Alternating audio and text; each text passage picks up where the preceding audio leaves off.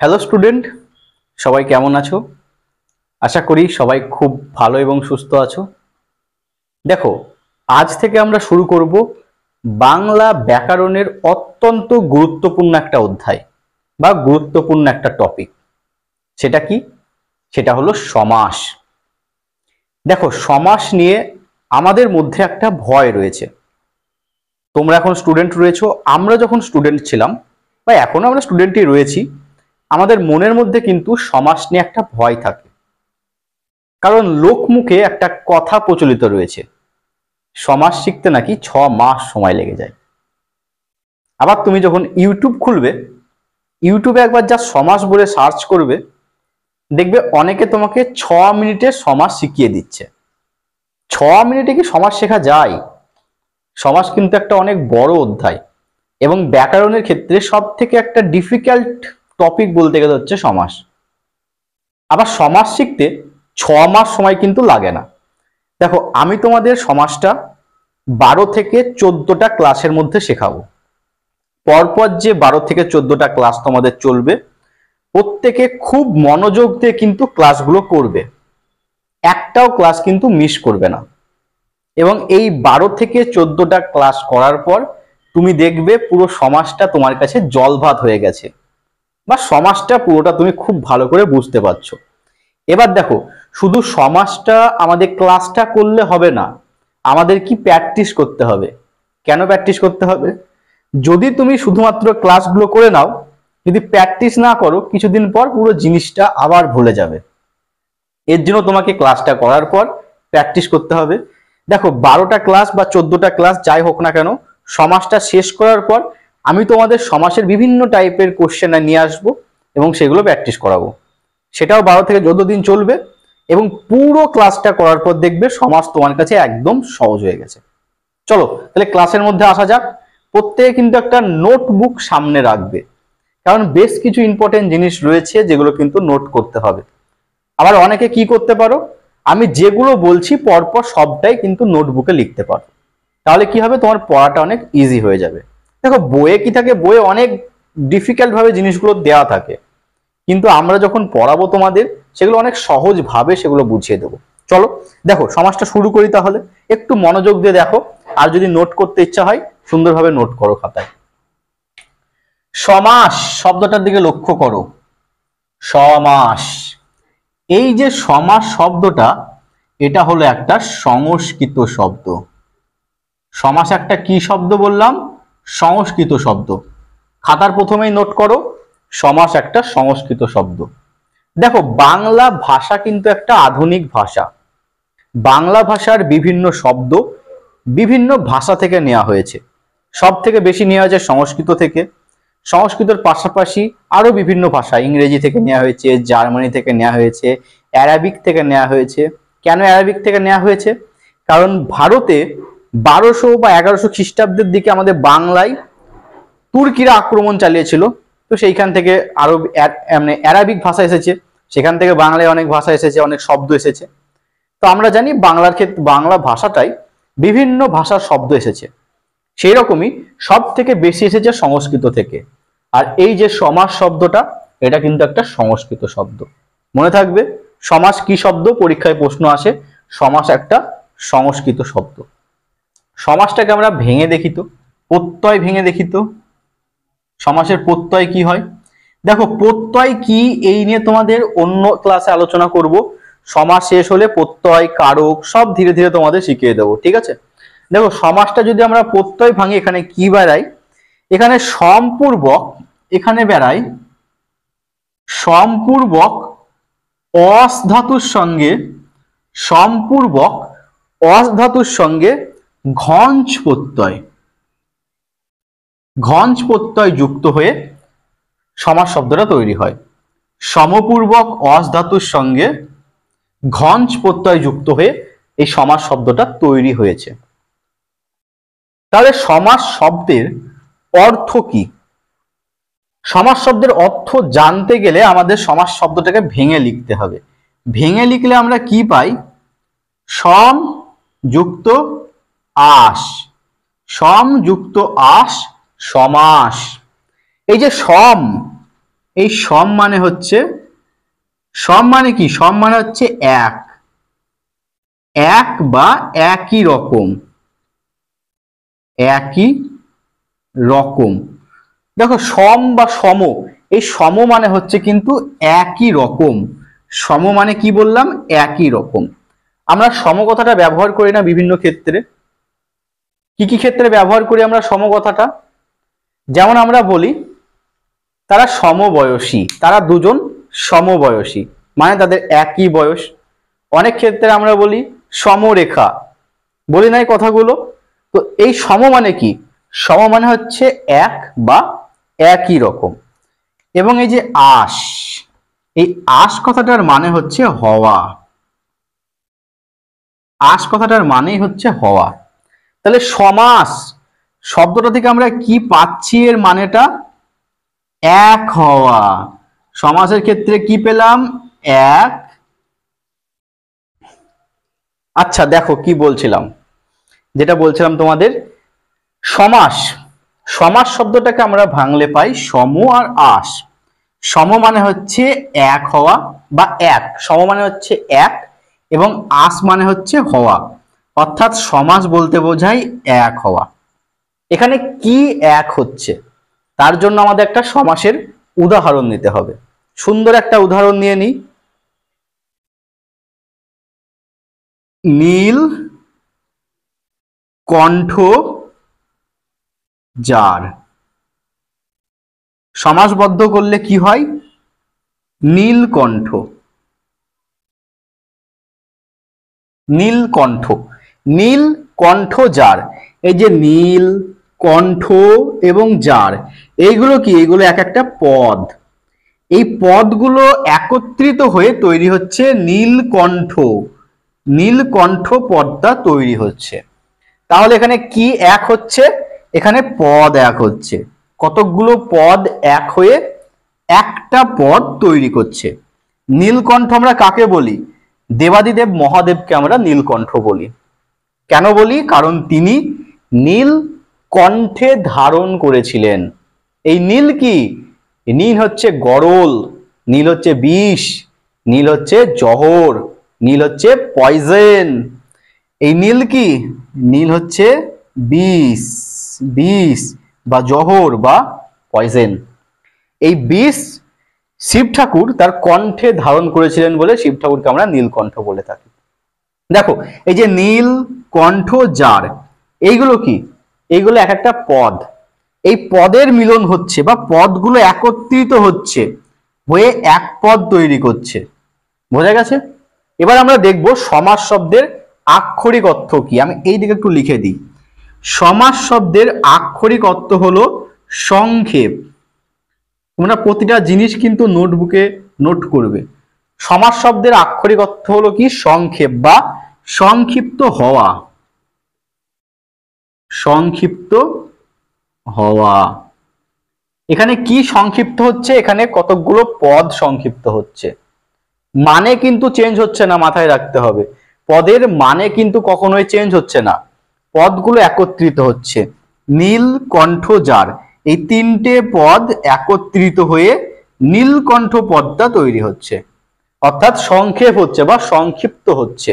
এই কারণে আমরা সমাস শব্দে আক্ষরিক অর্থ বলতে পারি সংক্ষেপ বা সংক্ষিপ্ত হওয়া। আবার আমরা এখানে মিলনও বলতে পারি, আবার মিলনও বলতে পারি। তোমরা অনেকে বলতে পারো আমরা তো সন্ধি শব্দের অর্থ মিলন পেয়েছিলাম, সমাসে কেন মিলন বলছি? কারণ এখানে দেখো সমাসবদ্ধ যে পদটা তৈরি হয়েছে সেখানে কি হচ্ছে? বিভিন্ন পদেরই তো মিলন ঘটছে, তাই না? বিভিন্ন পদের মিলন ঘটছে। এই কারণে আমরা সমাসকে মিলনও বলতে পারি বা সমাস শব্দের অর্থ মিলনও বলতে পারি। সমাসের ক্ষেত্রে কি হচ্ছে? বিভিন্ন পদের মিলন হচ্ছে। আর সন্ধির ক্ষেত্রে কি হয়? বিভিন্ন বর্ণের মিলন হয়, তাই তো? দেখো একটা উদাহরণ দিয়ে তোমাদের একটু বুঝিয়ে দিই বিষয়টা। সমাস শব্দে কিভাবে পদের মিলন হচ্ছে আর সন্ধির ক্ষেত্রে কিভাবে বর্ণের মিলন হচ্ছে। আমি একটা উদাহরণ লিখছি। হিমালয়, হিমালয়, হিমালয় শব্দটাকে যদি সন্ধি বিচ্ছেদ করি কি দাঁড়ায়? হিম যোগ আলয়, হিমযোগ আলয়। এই হিমালয় শব্দটাকেই যদি আমরা সমাস করি কি দাঁড়াবে? হিমের আলয়। হিমের আলয়, আলয় মানে হচ্ছে বাড়ি বোঝায়। ওকে, এবার দেখো প্রথমে আমরা সন্ধি করেছি, এখানে কিন্তু শব্দের মিলন হচ্ছে না, এখানে কিসের মিলন হচ্ছে? বর্ণের মিলন হচ্ছে। এখানে আমরা কি দেখতে পাচ্ছি? হিম অর্থাৎ অ যোগ আ, অ আর মিলে আ তৈরি হচ্ছে, হিমা, হিমালয়। অ আর অ মিলে আ তৈরি হচ্ছে, বর্ণের মিলন হচ্ছে। কিন্তু সমাসের ক্ষেত্রে কি? সমাসের ক্ষেত্রে পদের মিলন হচ্ছে, দুটো পদের বা তিনটে পদের বা একাধিক পদের মিলন হচ্ছে, মিলন হয়ে সমাস তৈরি হচ্ছে। বোঝা গেছে? এবার একটা প্রশ্ন তোমাদের কাছে আছে, বলো দেখি আমরা সমাস কেন পড়ব? এই যে সমাসের মতো এত গন্ডগোল একটা টপিক, এত কঠিন একটা টপিক বা জটিল একটা টপিক কেন আমরা পড়তে যাব, বা পড়ার উদ্দেশ্যটা কি সমাস পড়ার? একটু ভেবে বলো দেখি। বলে দিই আমি, দেখো দেখো প্রতিটা ভাষা বা যে কোনো ভাষার মূল হাতিয়ার কি, বা ভাষা কি দিয়ে তৈরি হয় বলো দেখি? শব্দ দিয়ে তৈরি হয়। প্রতিটা ভাষার কি মূল হাতিয়ারই হলো কিন্তু শব্দ। শব্দ ছাড়া কিন্তু কোনো ভাষা তৈরি হবে না, কোনো বাক্য তৈরি হবে না। অত্যন্ত দুঃখিত বন্ধুরা, পড়ানোর মাঝে বারবার কারেন্ট চলে যাওয়ার জন্য ডিস্টার্ব হচ্ছে পড়ানোটা। তো চলো আবার শুরু করি প্রথম থেকে। যেটা বলছিলাম যে সমাস আমরা কেন পড়ব সেটা আলোচনা করছিলাম।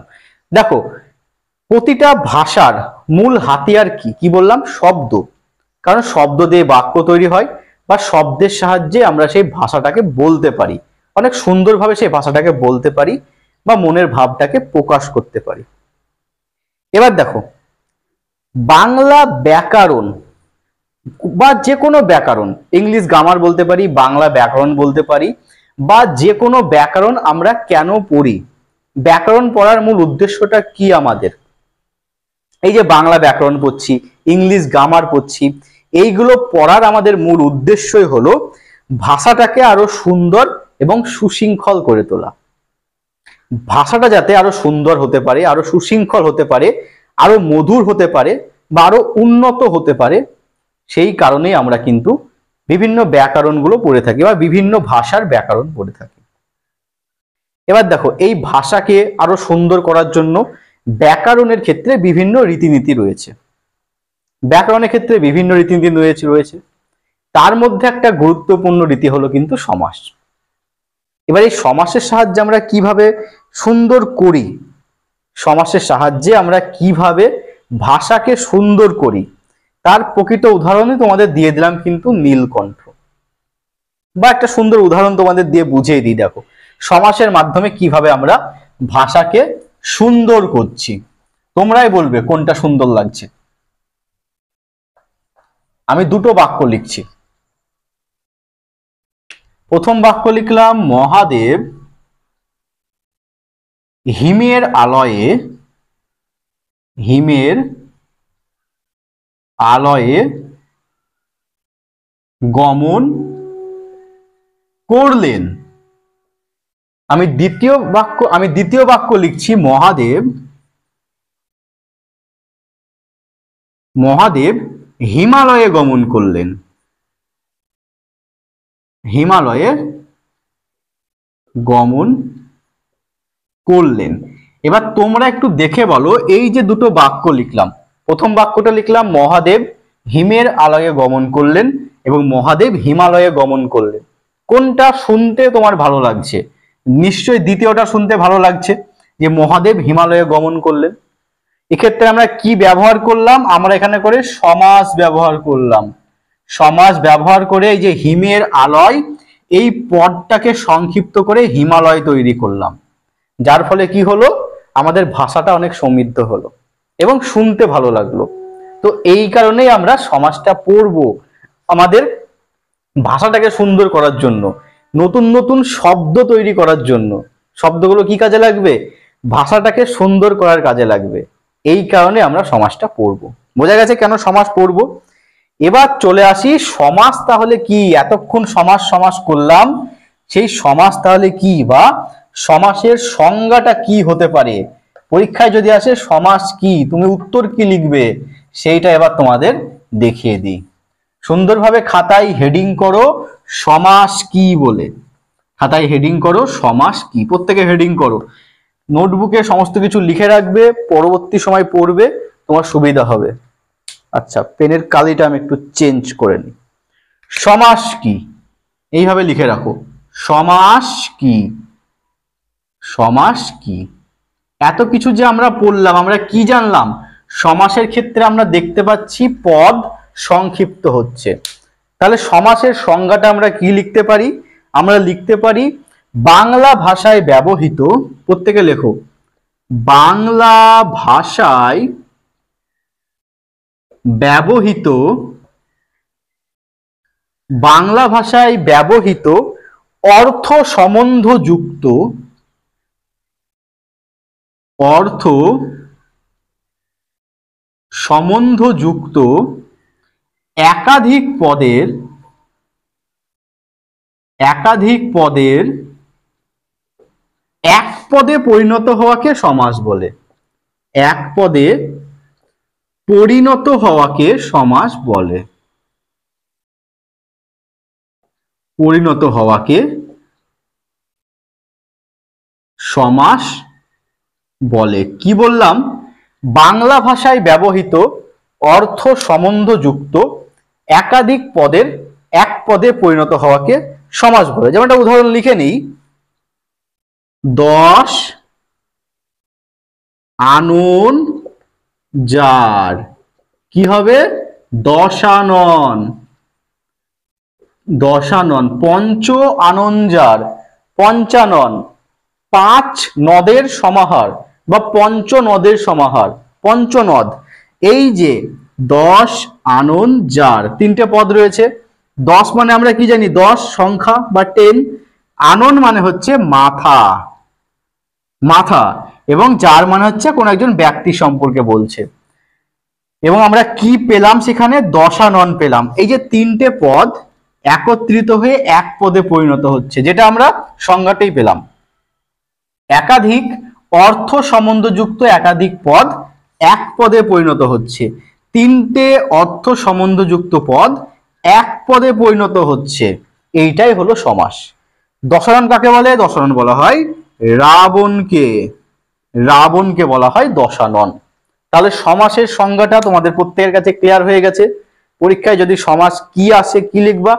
বাংলা ভাষায় ব্যবহৃত অর্থ সম্বন্ধযুক্ত একাধিক পদের এক পদে পরিণত হওয়াকে সমাস বলে। সুন্দর করে একটা উদাহরণের সাহায্যে বুঝিয়ে দেবা, পরীক্ষায় ফুল নাম্বার পেয়ে যাবা। এবার প্রশ্ন হচ্ছে, কিছুক্ষণ আগে আমরা পেয়েছিলাম সমাস মানেও মিলন, কিন্তু সন্ধি মানেও আবার মিলন। তাহলে সমাস এবং সন্ধি কি একই জিনিস? আমাদের মনের মধ্যে প্রশ্ন জাগছে।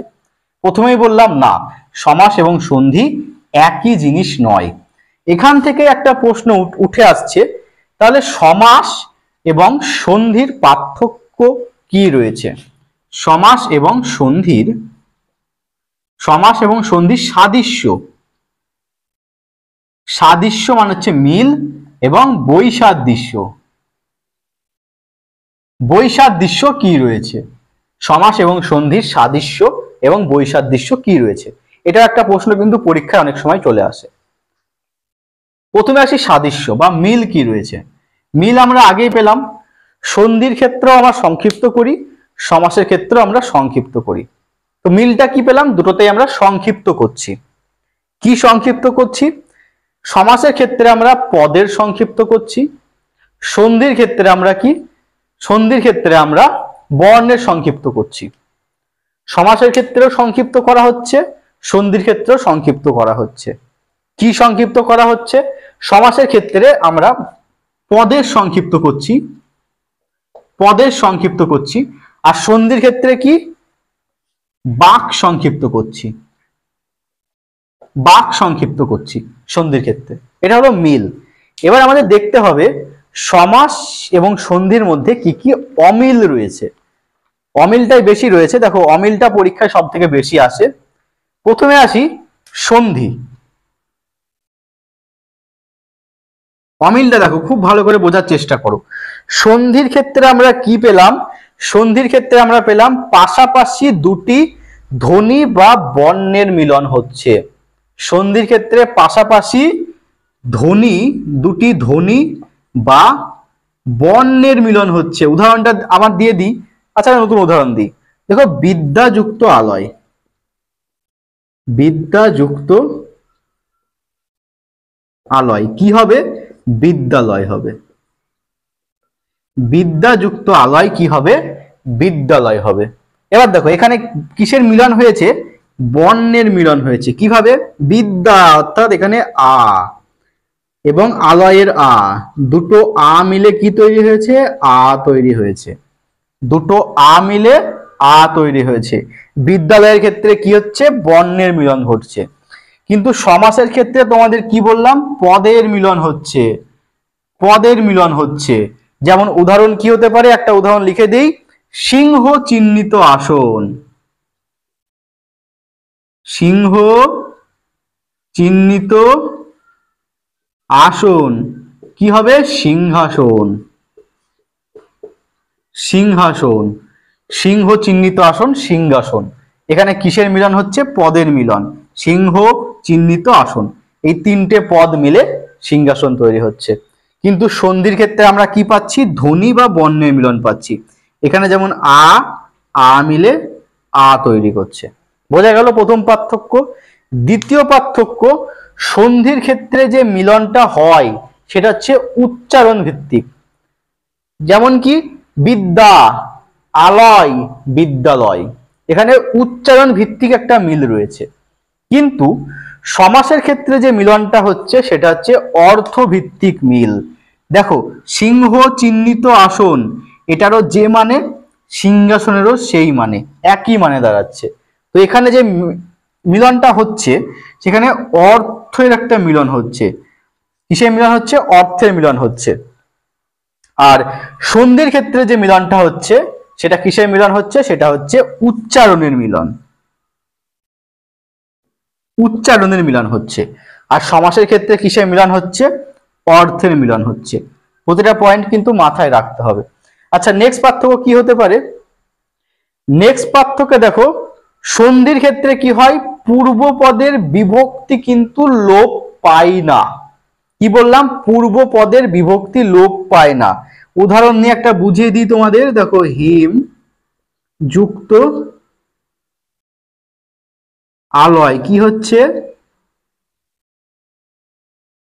হিমালয়। হিম যুক্ত আলয় কি হচ্ছে? হিমালয়। দেখো, এখানে বিভক্তি কি আছে? আ বিভক্তি আছে না? আ বিভক্তি আছে এখানে করে। কিন্তু এই যে আ বিভক্তিটা যখন হিমালয় বলছি, এই আ বিভক্তিটা কিন্তু লোপ পাচ্ছে না, থেকেই যাচ্ছে। তাই সন্ধির ক্ষেত্রে কি হয়? পূর্বপদ অর্থাৎ এইটা পূর্বপদ, হিমা, হিমা, এই যে আ বিভক্তি কিন্তু লোপ পাচ্ছে না। এবার চলে আসি সমাসের ক্ষেত্রে। সমাসের ক্ষেত্রে দেখো, এখানে কিন্তু বিভক্তি লোপ পায়। কিরকম? একটা উদাহরণ দিয়ে দিই। একটা উদাহরণ দেখো, ছাত্রের বৃন্দ কি হয়? ছাত্রবৃন্দ। ছাত্রের বৃন্দ কি হয়? ছাত্রবৃন্দ। এখানে বিভক্তি কি রয়েছে? এর, ছাত্রের। এই যে এর বিভক্তি, এই বিভক্তি কিন্তু পরবর্তী ক্ষেত্রে লোপ পেয়েছে। এখানে কিন্তু কোথাও এর বিভক্তিটা ব্যবহার হয়নি। তাই কি বললাম? সন্ধির ক্ষেত্রে বিভক্তিটা লোপ পাচ্ছে না, সমাসের ক্ষেত্রে বিভক্তিটা লোপ পাচ্ছে। কিন্তু একটা ব্যতিক্রম রয়েছে, সেটা কি? অলুক সমাসের ক্ষেত্রে বা অলোপ সমাসের ক্ষেত্রে বিভক্তিটা লোপ পায় না। ঠিক আছে, এটুকু বোঝা গেছে সন্ধি আর সমাসের পার্থক্য। এবার দেখো, এবার আমরা আসছি মূল টপিকে। সমাসের মূল টপিকে এবার আমরা প্রবেশ করছি। এবার যে জিনিসগুলো বলবো এইগুলো খুব ভালো করে বুঝবে, এখান থেকে সব থেকে বেশি প্রশ্ন আসে। খুব ভালো করে যে জিনিসগুলো বলবো বোঝার চেষ্টা করবে। প্রতিটা জিনিস থেকে পরীক্ষায় তোমাদের প্রশ্ন আসে। সবার আগে আমরা একটা বাক্য নিয়ে নেব। একটা সুন্দর বাক্য নিয়ে নিই। সুন্দর একটা বাক্য নিই। বিনা পানিতে জার। কি বললাম, একটা সুন্দর বাক্য, বিনা পানিতে জার। কি হবে? বিনা পানি, বিনা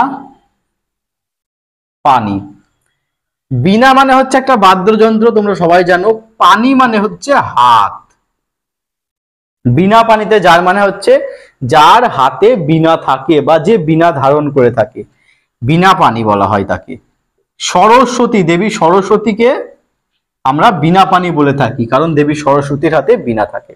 এবার দেখো যে জিনিসগুলো তোমাদের বলবো। বিনা পানিতে যার, এখানে কটা পদ রয়েছে? তিনটে পদ রয়েছে। এই তিনটে পদ থেকে আমরা একটা পদ তৈরি করছি, সেটা হচ্ছে বিনা পানি পদটা।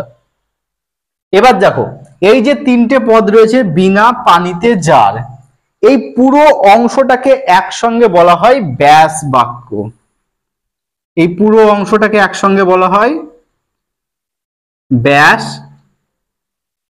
বাক্য বা বিগ্রহ বাক্য। ব্যাস বাক্য বা বিগ্রহ বাক্য। বিনা পানিতে যার, এই পুরো অংশটাকে একসঙ্গে বলা হয় ব্যাস বাক্য বা বিগ্রহ বাক্য। এবং যেটা পেলাম আমরা বিনা পানি, এইটাকে বলা হয় সমাসবদ্ধ পদ। সমাসবদ্ধ পদ। বিনা পানিতে যার, এই তিনটে পদকে একসঙ্গে বলা হয় ব্যাস বাক্য বা বিগ্রহ বাক্য। এবং এরপরে যেটা আমরা পেলাম সমাস করে, একটা পদ পেলাম, সেই একটা পদকে বলা হচ্ছে সমাসবদ্ধ পদ। কি বললাম? সমাসবদ্ধ পদ বা সমস্ত পদ, বা সমস্ত পদও বলা হয়। সমস্ত পদ বা সমাসবদ্ধ পদ। বোঝা গেছে এইটুকু? আর একটা জিনিস জানতে হবে, এর মধ্যে বিনা পানিতে যার, এখানে আমরা তিনটে পদ পেয়েছি। তিনটে পদ পেয়েছি। এই যে বিনা পানিতে যার, এই যে তিনটে পদ, এই তিনটে পদকে আলাদা আলাদা ভাবে বলা হয় সমস্যমান পদ। তিনটে পদকে আলাদা আলাদা ভাবে বলা হয় সমস্যমান পদ। সমস্যমান পদ কোনগুলো তাহলে? বিনা পানিতে যার। কিন্তু যার, এইটা দেখো, এই দুটো পদকে সহায়ক হিসেবে কাজ করছে। তাহলে এই যার, এই যারটাকে আমরা বলবো সমস্যমান সহায়ক পদ। সমস্যমান সহায়ক পদ। সহায়ক পদ। যারটাকে আমরা বলবো সমস্যমান সহায়ক পদ। তাহলে সমস্যমান পদ কোনটা কোনটা হবে? বিনা একটা হবে, আর পানি একটা হবে, বা পানিতে। এই দুটো পদ হচ্ছে সমস্যমান পদ। এবং যার, এই যারটা হচ্ছে সমস্যমান সহায়ক পদ।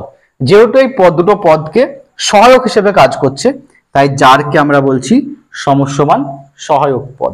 বোঝা গেছে? এবার দেখো, এই যে বিনা এবং পানি দুটো পদ রয়েছে। প্রথম যে পদ, সেটাকে আমরা বলছি পূর্ব পদ। প্রথম পদটাকে আমরা বলছি পূর্ব পদ। দেখো, যে যে জিনিসগুলো বলছি খুব ভালো করে মাথার মধ্যে গেঁথে নিবে।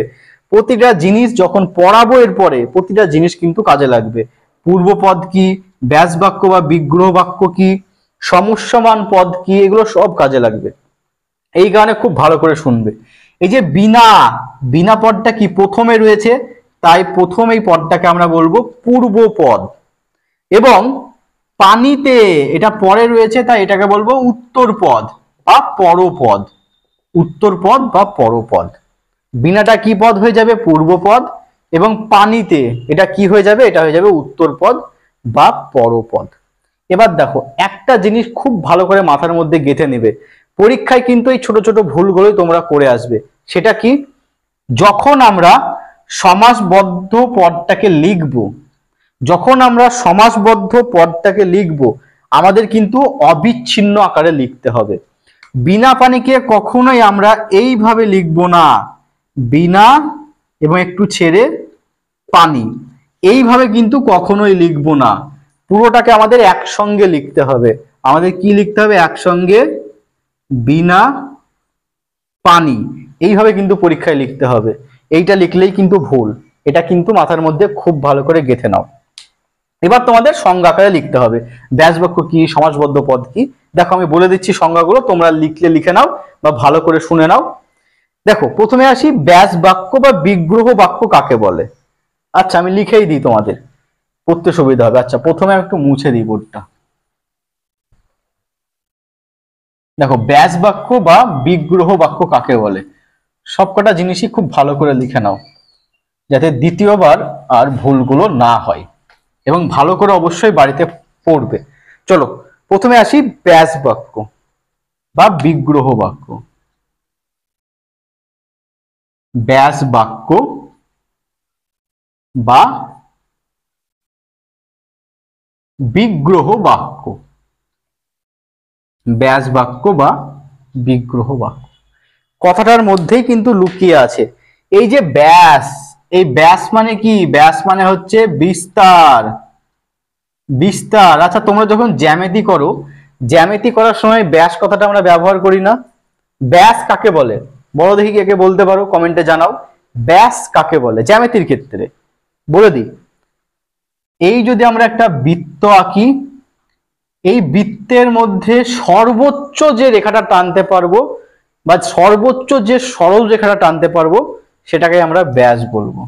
সর্বোচ্চ কোন রেখাটা টানতে পারবো, কেন্দ্র থেকে যদি উভয় দিকে আমরা টেনে দিই সর্বোচ্চ রেখাটা পেয়ে যাব। এই সর্বোচ্চ রেখাটাকেই বলা হয় ব্যাস বা বিস্তার। ব্যাস বা বিস্তার। তাহলে ব্যাস কথার অর্থ কি, বিস্তার। ব্যাস কথার অর্থ কি বললাম, বিস্তার। এবং এই যে বিগ্রহ, এই বিগ্রহ কথার অর্থ কি, বিগ্রহ কথার অর্থ হচ্ছে বিশেষ রূপ বা বিশেষ মূর্তি ধারণ করা। বিশেষ বিশেষ রূপ, বিশেষ রূপ বা বিশেষ মূর্তি ধারণ করা। কি বললাম, বিশেষ রূপ, সরি এই মানটা বিশেষ, এবার ঠিক আছে, বিশেষ রূপ বা বিশেষ মূর্তি ধারণ করা। ব্যাস মানে হচ্ছে বিস্তার, আর বিগ্রহ মানে বিশেষ রূপ বা বিশেষ মূর্তি ধারণ করা। এখানে কি বিশেষ মূর্তি ধারণ করে, এখানে সমাসবদ্ধ পদটা একটা বিশেষ মূর্তি ধারণ করে।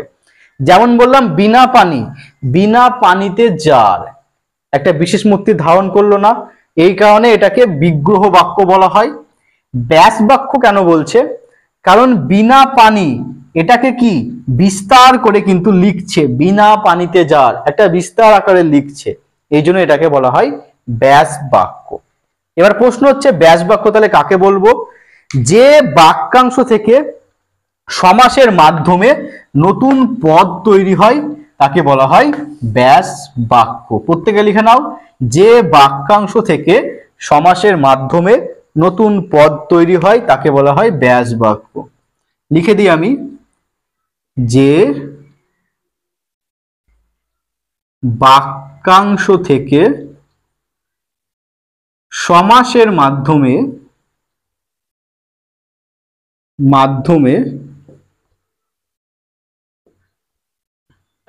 যে বাক্যাংশ থেকে সমাসের মাধ্যমে নতুন পদ তৈরি হয়, নতুন পদ বা শব্দ বলতে পারি তৈরি হয়, তাকে বলা হয় ব্যাস বাক্য বা বিগ্রহ বাক্য। ভালো করে মাথার মধ্যে ঢুকে নাও, যে বাক্যাংশ থেকে সমাসের মাধ্যমে নতুন পদ বা বলতে পারি নতুন শব্দ তৈরি হয় তাকে বলা হয় ব্যাস বাক্য। যেমন আমরা কি পেলাম, বিনা পানিতে জার, এই তিনটে পদ থেকে বা এই বাক্যাংশটা থেকে একটা পদ তৈরি হলো বিনা পানি। ব্যাস বাক্যর পর আমরা আসি, ব্যাস বাক্যর পর আমরা যেটা আলোচনা করব সেটা হচ্ছে সমস্ত পদ। সমস্ত পদ, সমস্ত পদকে কি বলা হয় বললাম, সমস্ত পদকে আমরা সমাসবদ্ধ পদও বলতে পারি। আমরা সমাসবদ্ধ পদও বলতে পারি, সমস্ত পদকে আমরা সমাসবদ্ধ পদও বলতে পারি। কেন বলি, সমাসবদ্ধ হচ্ছে, এখানে কি হচ্ছে, বিভিন্ন পদ এক পদে পরিণত হচ্ছে। সংজ্ঞাটা আমরা কি বলবো, একাধিক পদ মিলিত হয়ে একই অর্থবহ এক পদে মিলিত হওয়া বা এক পদ গঠন করা। আচ্ছা আমি লিখে দিই, দেখো কি লিখবো আমরা, যে একাধিক পদ একাধিক পদ মিলিত হয়ে একই অর্থবহ যে এক পদ তৈরি হয় তাকে আমরা বলবো সমস্ত পদ বা সমাসবদ্ধ পদ। একাধিক পদ মিলিত হয়ে একই অর্থবহ, অর্থ কিন্তু চেঞ্জ হবে না। যেমন বিনা পানিতে যার পানিতে বিনা থাকে, যার হাতে বিনা থাকে, সেটাকে আমরা এক পদে কি করলাম, বিনা পানি।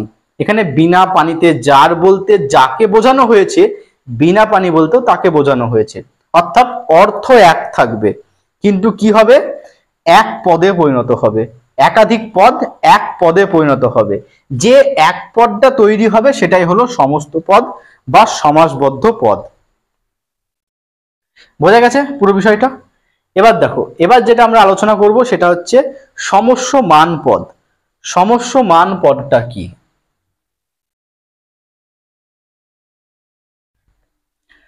এরপরে আমরা আলোচনা করব সমস্যমান পদ।